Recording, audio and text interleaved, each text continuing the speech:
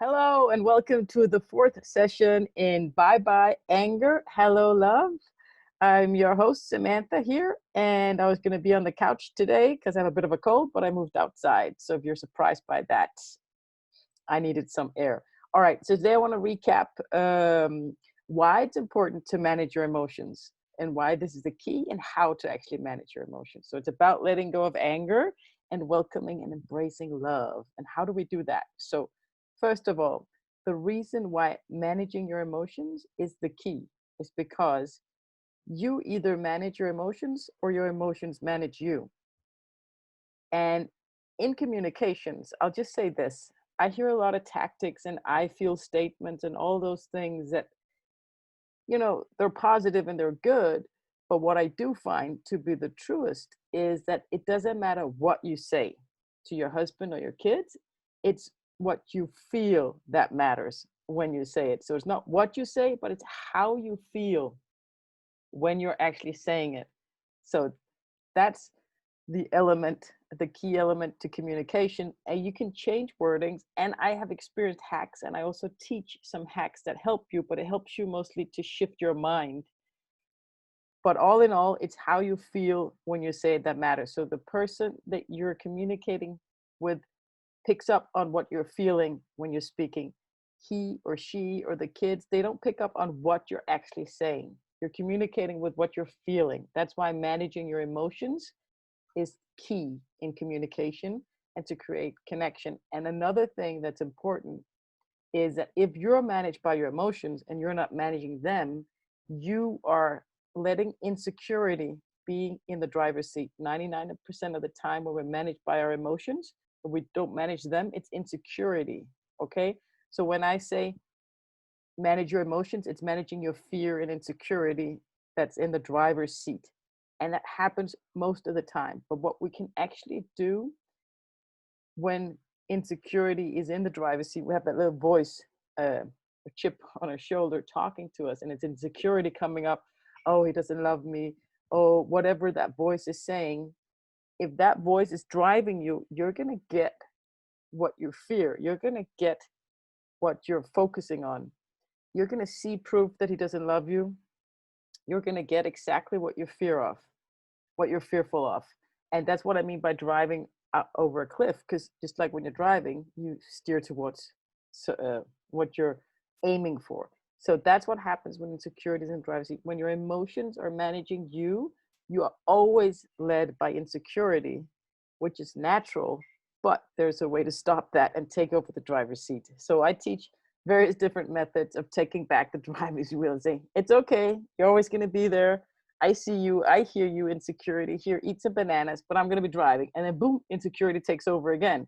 And then you realize, fuck, I'm being led by insecurity and fear, not trust and love 99% of the time. Let's get that 1% going and just take over the steering wheel. And so the way to manage your emotions is to manage your mind and to notice what stories you're telling yourself. What are the stories that come up? And I get those, and they're on automatic, and you can't help them. And it's because you need love and compassion, and you're looking for a solution. So you identify the problem, and it becomes these stories and stories and stories. The way to change the stories in order to manage your mind and manage your emotions so that you communicate something that creates connection and influence. So you actually get what you want, because what you want is to get your loving husband back. What you want is to have a great relationship with your kids and enjoy them and feel the fun and the power of love. That's what you want, but you're not going to get it unless you manage your emotions, unless you change the stories that you're telling yourself. And you do that by, for example, asking the right questions.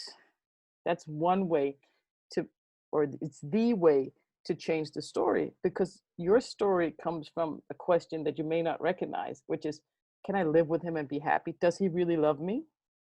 You're probably asking with doubt, does he really love me? Now you can change that question and ask, does my husband love me? Now I love to see in the chat, how many of you can say your husband loves you?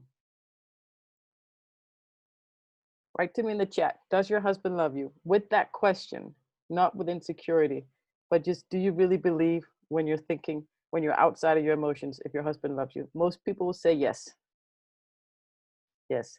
Do you have a lot of love for your husband? You can ask yourself this question. And I ask my women this all the time. Do you have a lot of love for your husband? And they say yes. And I say, does it just come out the wrong way sometimes? If you're the angry one, it may be your husband who's the angry one, and he has a lot of love for you, and it just comes out the way. So these are questions that you can say that will get your mind in the right direction. There is another question I always ask that I'm going to put in here, even though it might not be relevant to all of you, is, does the mess around the house matter after great sex? And everybody says no most of the time. And the reason is that we don't care about the mess and the insecurity symbols,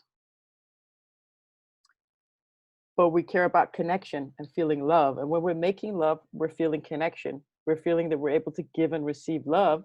And that's when we get everything we want, and everything else doesn't matter. All we want is really to feel that we're able to give and receive love. That's why I asked that question. So that's kind of a trick question to get your mind to see that the only thing that goes up and down from the last time you felt connected and you were sure of his love and your capability to love him and live with him and all these things, the only thing that changed since then is your level of insecurity that goes up and down with time. Since it's an equation, time since last connections equals insecurity. And then you start seeing the symbols, and you start seeing, and when he does this and that, that's a proof that he really doesn't love me enough. So your belief becomes that he doesn't love you enough, or you're not able to live with him and be happy at the same time. That's the increasing belief that you're having. And then you're finding proof for that belief. Now, this is proven in sociology, and I want to bring it in because it's a very good point from science. Now, the proof of what you believe in, when you rank how much you see that and register it, if something disproves what you believe in, you have to see that 10 times in order to register it just once, compared to seeing proof of what you already believe in. That means what we believe in is what we see. So what we look for, we see. And what we look for is determined by our belief and the story we tell ourselves. So it's changing the story inside your head. We all have stories that run nonstop in our heads. It's about interrupting them and changing that story that goes on inside your head with asking the right relevant questions. Here's one question that really helps when you're in the story, or when something happens, or you're in the car with the kids are screaming, you've got a meltdown, whatever. Doesn't matter. Like, first of all, I want to say, always remember Kung Fu Panda. ARF-KAPOO would be the abbreviation of it, I think. ARF-KAPOO. So if you hear me say that, that means always remember Kung Fu Panda. Yesterday is history. The future is mystery. Now is a gift. That's why they call it the present. If you just lost it, or if something just happened, it's gone. You can't do anything about it. Literally nothing. And now I just lost my thread. But you can't change it. Yeah, here it is. At any given point in time, no matter what happens, every new moment has limitless possibilities, thousands of new possibilities in every new second, in every new moment. So always ask yourself, no matter what just happened, ask yourself, okay, what can I do right now without blaming, complaining, or hosting a pity party? When you ask yourself that question, these are three things, just three things, without doing them, what can I do? There are many things you can do. There are many positive things. You can also just stop blaming, stop complaining, stop having a pity party. If you ask yourself that question, and yet you continue to maybe have a pity party because you're really hurting, and it's okay. And I don't mean to be condescending. It's just not helping you. We could dive into that and do a whole hour of hosting pity parties and what they do to our brain and our bodies and our reaction. If you can just ask yourself that question, then you're managing your mind in the right direction. It doesn't matter if you fail, you still blame and complain. But if you can stop and ask yourself that question, you're on the right path. It's about asking the right questions. And the only question to ask is that, what can I do right now without blaming, complaining, or having or continuing my pity party? It doesn't matter if you just freaked out, hit your kids, threw all your husband's furniture out the window, or whatever happened. If you can ask yourself that question, you're on the right path. You're either walking towards love or war. You're either making love or making war. You're either getting to connection or you're getting away from love and connection. And what brings you to connection is a long list of things you can do. What stands in the way of connection is pity parties, blaming, and complaining. It's really only 3 things or variation of that. And what controls it is your level of insecurity going up and down. And how to manage it is to be honest with yourself. Start taking responsibility. That way you can change the story. You can create a connection with him, with the love that's there, with being aware of the fact that he loves you and you love him, and building that up. When you build that up, you build rapport, and you don't become as vulnerable, and you don't feel his attacks, and you don't feel attacked, and you don't feel hurt, and you don't just see your own hurt. Your own hurt is blocking the view, so you're not in connection with him. And it doesn't matter how bad he's acting. It doesn't matter really what the kids are doing. Like my kids can do crazy stuff, or they can fight so much, or can talk really bad. But my only concern is, how can I not lose it? How can I show up as a role model? Whatever they do, they taught it from me. Of course, I need to set boundaries. But over time, if I act the way I'm supposed to and don't flip out and don't lose it, they will stop acting out too at some point, when I'm the leader and I'm leading myself with love. All right. Questions, anyone? Okay. If you have any questions, I think you can raise your hand or unmute yourself and just start talking. All right. So it's a bit of a mixture of moms and wives that I'm talking to. But overall, here is how I experience. I'm going to keep talking until you guys have some questions. Think about what you want. I always start my sessions with this. What do you want? Not what don't you want. What do you want? Don't think about what you want your husband not to do, but what do you want? What does your life look like? What does your love relationship look like? Steer towards that. Don't be attached to exactly how you're going to get it, with or without your husband. We have somebody here who might be in bad shape in their relationship. Focus still on the life that you want, and take every opportunity in the now to create it. And just see what space you have right here to create that connection with your kids, or that structure in their life, or what is it, whatever it looks like. So ask yourself what you want.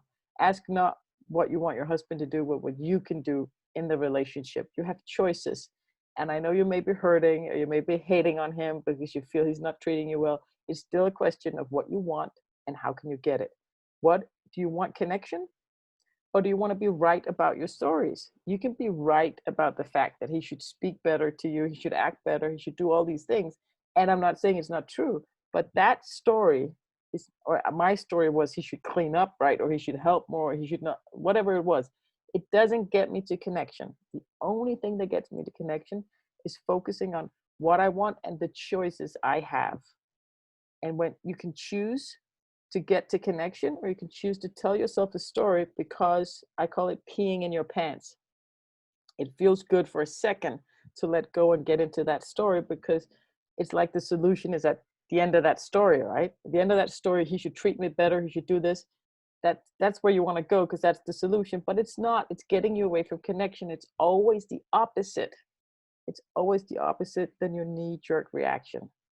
It's to give what you most want, but it seems impossible to give it because you're hurting and you want it desperately. You just need him to help you a little bit. It's in those times, and this is where it becomes almost godly, or like it's in those times that you have to act like Jesus, right? It's in those, don't do it for the sake of him.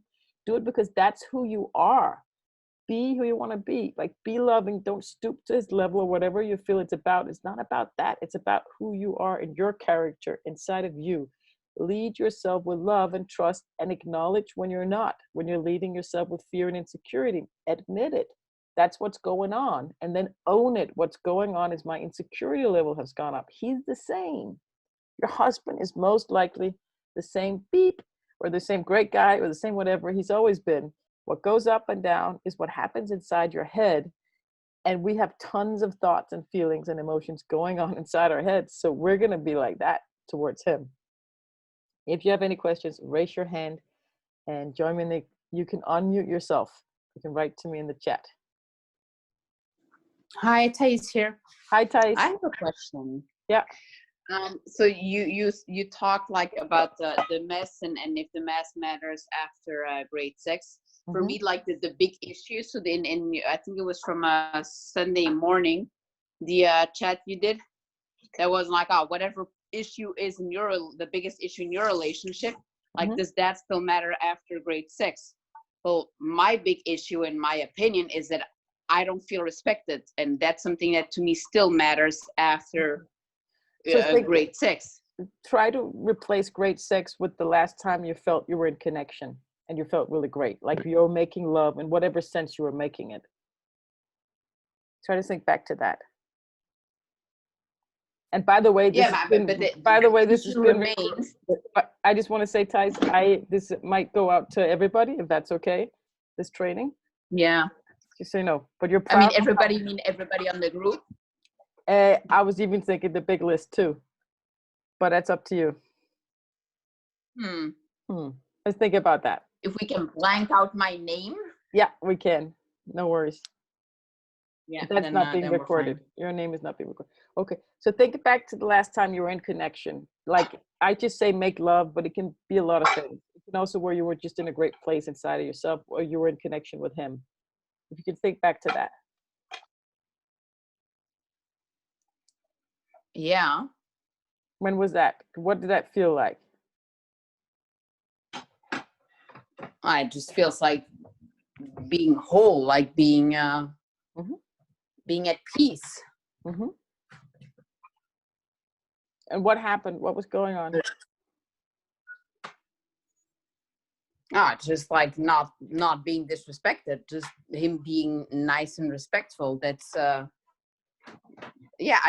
feel for me it all turns around to respect. He thinks I'm overreacting. So tell me about how he was feeling. Tell me how. I want to know the picture. What happened when you felt respected and you felt loved and it felt peace and calm? What did he do? What was different? What was the scenario? I mean, it can be random, just being in the kitchen and just having a normal talk without him being condescending or hurtful or complaining about me not doing anything. I think, one of the last ones was exactly like in the kitchen where we were just having like a normal conversation. But there was nothing, it was not a specific... what was it that, what was the feeling? What do you think? Just tell me more about it. I want to know more about that moment or how long it lasted. It never lasts very long, because then he always finds something that I didn't do right, or I didn't clean up after the kids, or... you realize when you're talking to me right now, you're also mentioning very fast what he did wrong. Could you tell me more about what he did right and what felt right to you? Because you're actually, maybe you're being led by that energy, because you're very fast going into what he's doing wrong. So stay in the moment of what he did right or what went right. How did that feel? How was that for you? Tell me more about that so we can replicate that. What he did right is what I feel every single human being should, the way treat. No, you're still bashing him right now, and that's okay. That's I know, but it's. Tell me what it felt like. You felt peaceful and you felt bliss. I want to know more about that, to really just so I can see it in my head and understand it. He was just like, there was no mean intonation in his words. There were no mean words. He was not complaining about me doing anything. He was just normal, like asking a question without like trying to make me understand that I did or didn't do something. It's I find it difficult to describe, because usually every single conversation, it's very good exchange is negative. So it's tell me about this time when it wasn't like, negative. He just asked a question, and then what happened? No, and I answered, and it was like having a conversation, like, what are we going to prepare for the boys? And he's like, oh, I think we'll do this. And I said, okay, well, I'll prepare this. And it was just what were the boys going to do? A normal conversation. Because usually when I ask what's going to be for lunch for the boys, I'm not interested in that. I want to ask you, what were you going to prepare for the boys? What was the interaction? He asked, what are we going to prepare? I don't remember exactly what he said, but he just answered, I don't know, like meatloaf and Oh, vegetables. you asked him, what are we going to prepare for the boys for Yeah, supper? Oh, yeah, okay. because usually I get an answer like, why would you be asking me? You're Why don't you do already it yourself? you're already talking negative or describing something negative, and I get that, and you want to get it off your chest, but it's not serving anybody because it's just going to multiply and grow inside of you. So you have that choice. If you want to, you think you're going to get it out of your system by describing it again and again and again, but it just creates this negative energy, and it's just not going to serve you, and you're not going to get to where you want to go. So you have two choices.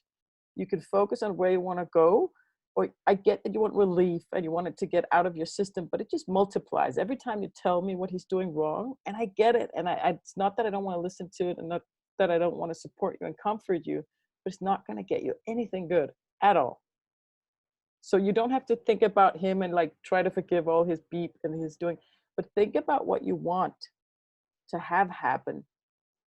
Every time you think about what he's doing wrong, and every time he's asking, and I get all of that, and I used to do all of that. I used to blame my husband for everything directly or indirectly, and I get that he's doing that, but it's not going to No, change I mean, with you I explaining know. it. Every time, like, I sense it now as well. Every time I talk about it, like, it literally upsets me.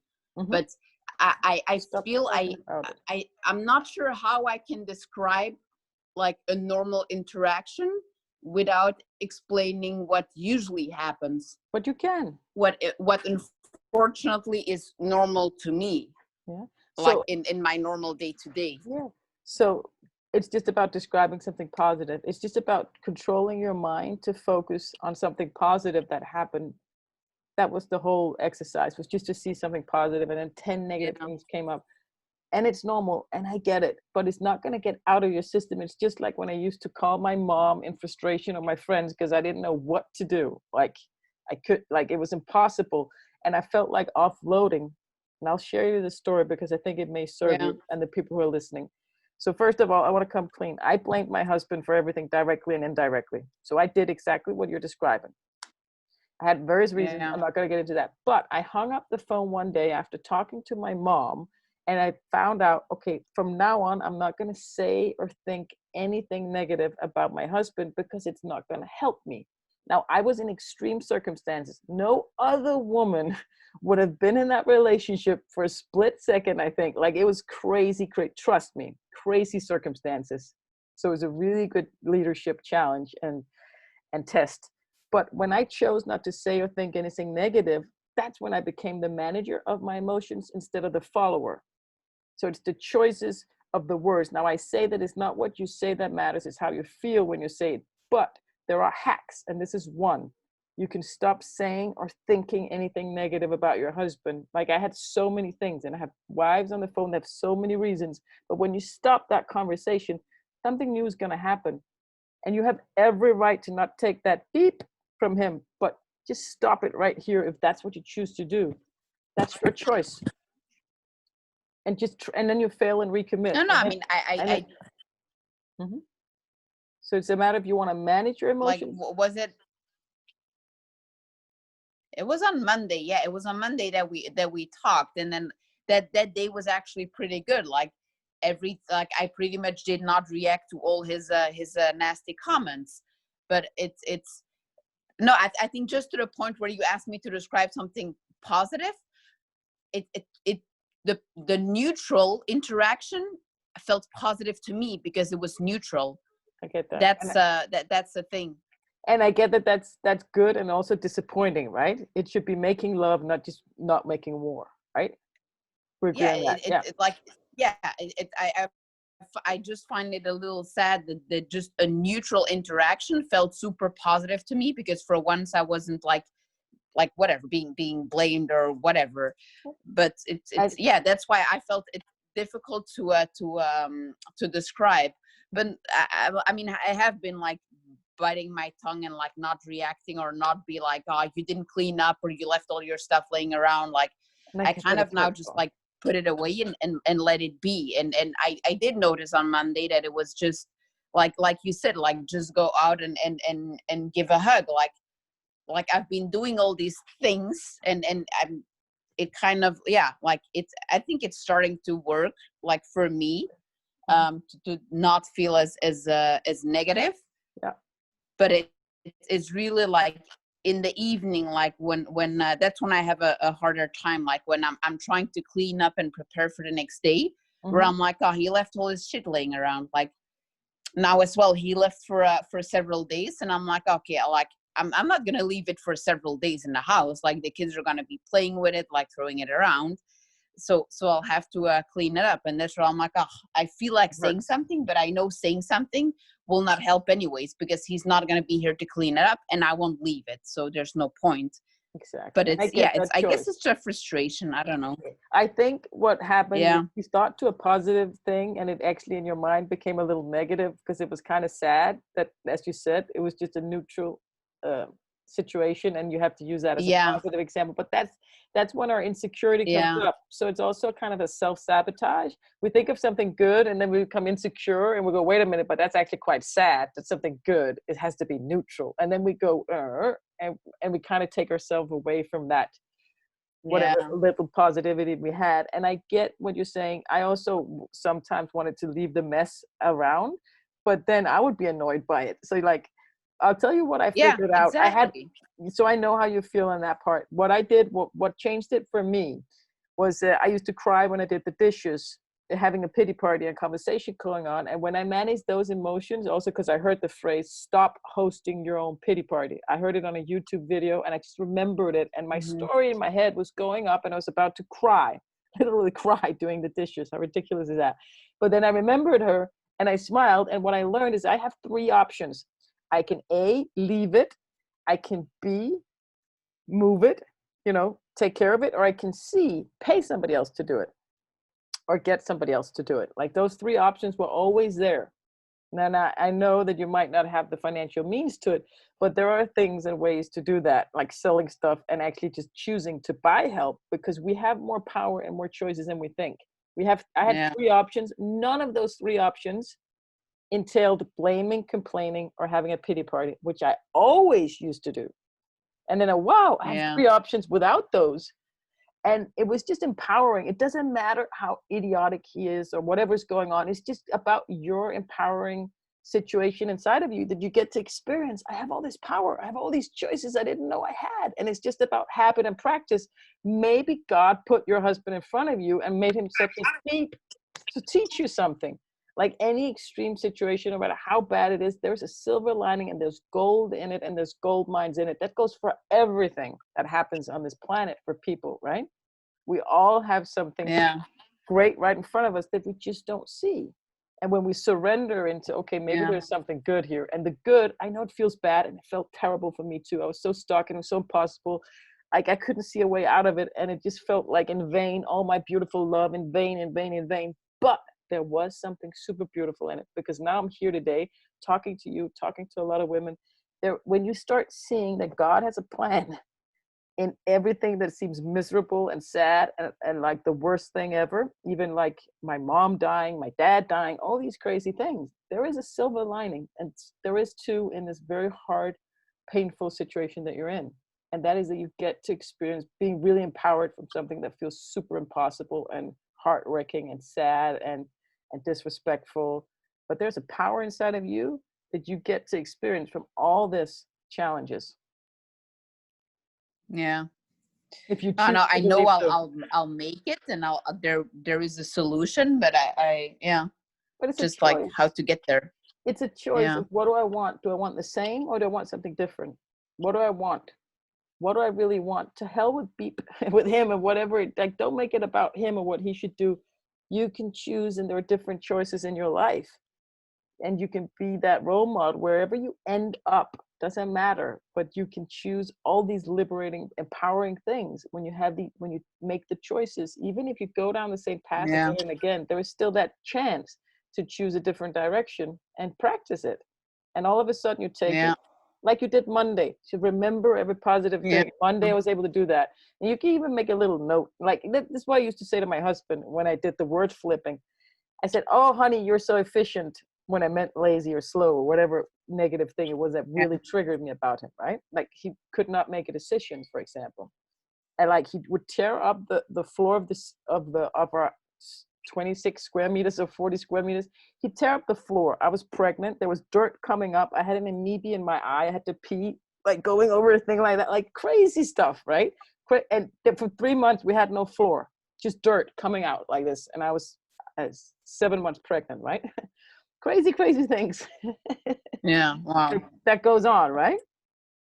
But I forgot my point in sharing it. It's just that we have these choices that we can choose, and we fail, recommit. But then once you try it, like Monday, you saw it, and slowly it's going to shift.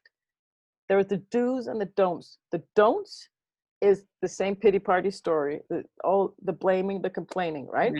And the do's are when you're in connection and you trust his love, trust your own love, you practice honesty, vulnerability, all these things, you accept and surrender, you admit, you do. There's so many things you can do to get yourself into connection, and then just avoid those things. So 99% is just habit and insecurities, right? And we go on automatic, but there's that 1% free will that you can grab onto, and you do it, and then maybe you fail, but then all of a sudden you succeed. Wow, a different result. And then you fail and you recommit. You fail and you recommit, and you try to go down the love path instead of the war path. Try to get to connection, and you see more slowly. You see more and more options, but it's just about seeing it. Okay, so he's going to be an idiot again. We know that, right? So next time he's an idiot and he says something stupid, right? It's a test.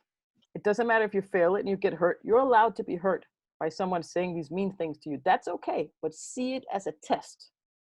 This is a test. I don't know what I'm supposed to learn here, God. Why? It's a test. I can fail it. It's okay, but see it with your eyes as a test in your strength. Like you're so strong, and that's why you're in this. You have so much power and so much love inside of you that's being tested to the ultimate, to the max. And it seems like there is no point in it. It seems like it's all misery, but that's the test. Yeah. That's the choice you have, to look at it like that. It's all about perception. Exactly. See it as a test. Let me know how it goes. And it seems like you're being tested a lot, and it's super hard. Look at it as a test. You can even write down and make a little of every stupid remark he says. Not to go too much into it, but to distance yourself from it. You can even write it down if you want. Make a little notebook and see, I overcame all of this. I'm leading myself with love, and just be really proud of yourself for doing this and reaching out and trying. Most people would have just thrown the towel in the ring and go, fuck it. Doesn't matter. Getting a divorce right now, or I'm not taking this beep anymore. But you're doing it. We don't know where you're going to end. Be really proud of yourself. You are already leading yourself with love. And I think it's because you're not like him, and he's not like that either, right? We truly are a loving woman inside, and we want to be that. We want to be able to be that. So just be it with yourself. Yeah. Be it no matter what. Perseverance. Mm-hmm. Okay, so your name is not going to be anywhere, but I'd love to share this because I know there are women and moms out there on my email list that could really benefit from this. And you're completely anonymous, but they will hear your voice. And it is a great story because you're being tested so much, and we're all here to help and support you. We all want to do that for you. We all want to give you a big hug and really help you, but it just doesn't help to listen to it, unfortunately, even though you want to share it, and I get that. It just doesn't help you. That's why I'm interrupting. I know, yeah. We feel Thank you. You're welcome. Big hug and kiss from Denmark to you. And I think that's it. Thank you. That's it for the training today. If you have any questions, shoot us an email. Let me know what resonated for you. And if you're a mom, I have something special in store for you. Thijs, you're a mom too. You can reach out too. Send me a private message.